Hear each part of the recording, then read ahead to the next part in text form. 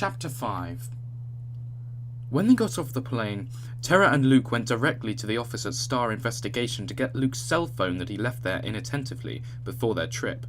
It was on their way to get a bite to eat anyway, before heading back home, where family and friends were most assuredly gathering to welcome them back, they thought.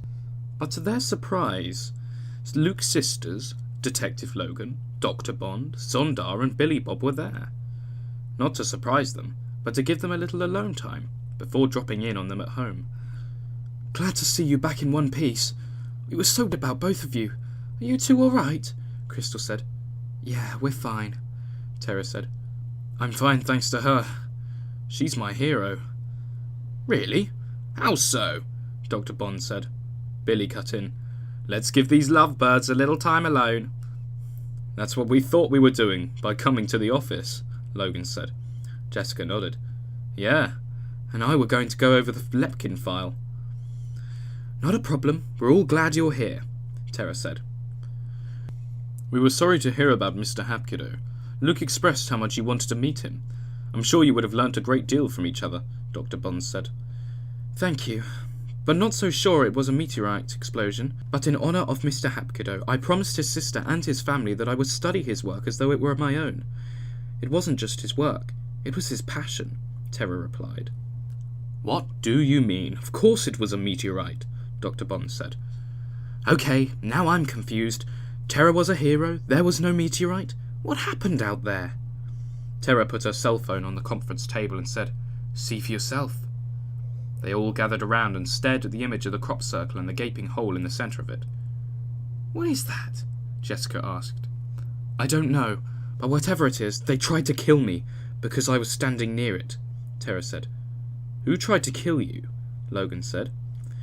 "The North Koreans. They were shooting at me from a helicopter." "What were you doing when all this was going down?" Jessica said to Luke. Before Luke could answer, Tara said, "He can't really answer that. He was somewhat incoherent and disorientated at the time. The explosion sent us off the road, crashing into a ravine below. Luke was thrown from the car.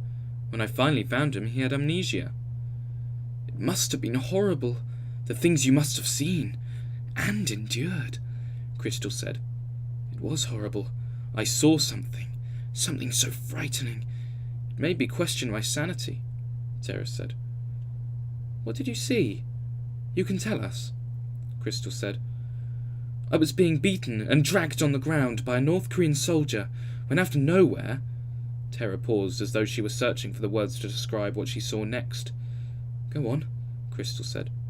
"I saw a monster. It had wings, and it looked like an armoured reptilian alien.